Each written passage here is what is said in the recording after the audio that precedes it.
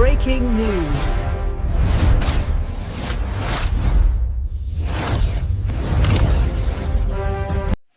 समस्त को ओटीएन बुलेटिन को स्वागत। आज आउ गोटे संवेदनशील घटना पर आम नजर पकेबा। केन्दुझर जिला हाटडी ब्लॉक बंच पंचायत भिन्नक्षम महिला सावित्री बराल जे कि जड़े विधवा जेतेबेले आनंदपुर ब्लॉक रे भीम भई सामर्थ्य शिविर आयोजन कराइतिला सेतेबेले से जो स्ट्रेचर आसीथिले तांकू जेतेबेले सेठी घोषणा कराइतिला ये 90% रु अधिक भिन्नक्षम अछंती सेतेबेले समस्त को आखि बोधे ठीक थिला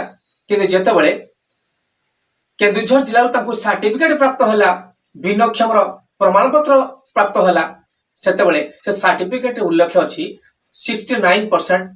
से भिन्नक्षम सेति पई सरकार पक्षर मिलथिबा से सुविधा सुजोग से पाई पारुनांती। आ जदि आमे प्रैक्टिकल कथा कहबा जो बंच पंचायत से रहउछंती जो बंच पंचायत तांको घर आ तांकर जा पारिपार्श्विक अवस्था अछि तांकर हाथ गोड़ काम करू नाही तांकर घर भी ठीक से नाही तांको कान को शुभु नाही खाली जहा आखि की टिके देखा जाउछि ज्ञाति कुटुंब जहा टिके ताको सहयोग करछंती गणे खोई दउछंती आ से जोठी अछंती सेठी मलत्याग करूछंती निजे किछि करबा अवस्था से नहंती एभली अवस्था रे तांकू 69% सर्टिफिकेट केमिति मिलिला एवं जदि आमे कहबा ये सबुठ बड़ प्रश्नवाची ये भिन्नक्षम सर्टिफिकेट देबारे किछि प्रियाप्रीति तोषण होछि कि किछि पैसा पत्र कारबार होछि कि ये वर्तमान जिला प्रशासन को हम निंदित करछु जेतेबेले भीम भई सामर्थ्य शिविर रे तांकू 90% रु अधिक से भिन्नक्षम बोली सेठी कुहा जायतिला किंतु सर्टिफिकेट मिलला बेलकू एते पातर अंतर काहे कि हेछि ये होछि मुख्यमंत्री को खोद निज जिला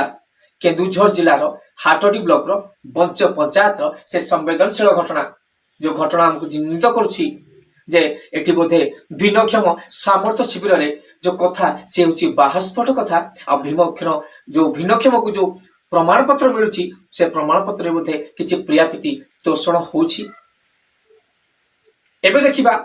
ए सरकारी नजर केबे पड़िबो एवं केबे पाइबे से संपूर्ण मौलिक सुविधा।